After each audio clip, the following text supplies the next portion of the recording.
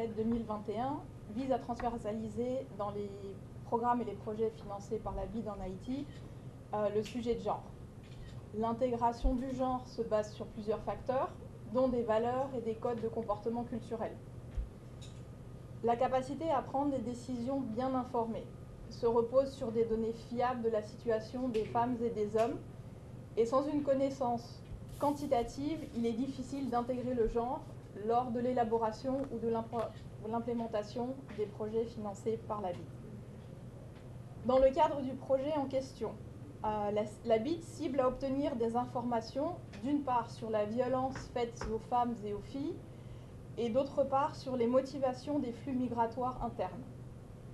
Ces données serviront à comprendre la situation des femmes dans les zones industrielles où l'offre d'emploi attire aussi bien les femmes que les hommes. Il convient aussi de noter l'usage du robocall, c'est-à-dire des appels préenregistrés, pour obtenir des informations relatives au comportement social de la population, des croyances, l'emploi, la sécurité, et de souligner que c'est une des premières fois que cette technologie est utilisée dans le pays pour ces fins, puisque les expériences précédentes ont eu lieu spécifiquement autour des élections ou pour des campagnes de marketing.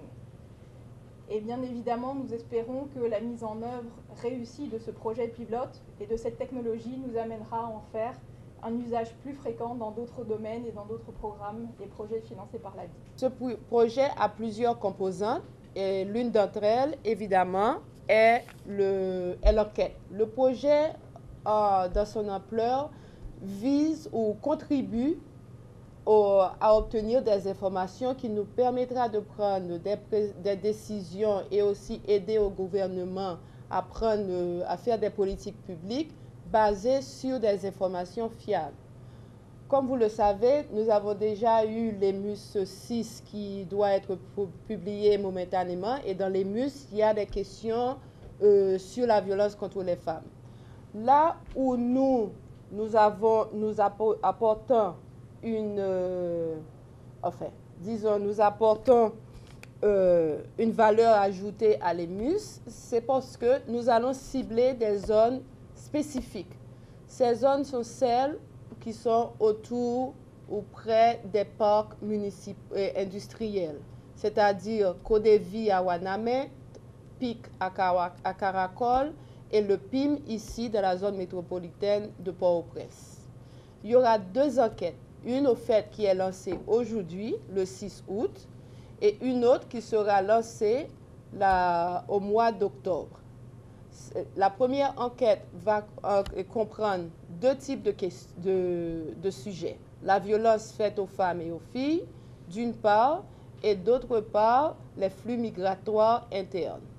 L'autre enquête servira à confirmer ces données sur la violence faite aux femmes, car nous avons prévu, entre les deux enquêtes, de faire une campagne de sensibilisation qui ciblera les zones d'influence dont je viens de mentionner et aussi le reste du territoire. Et ce sera une campagne de sensibilisation pour appuyer à la réduction et nous espérons l'élimination de la violence faite aux femmes et aux filles.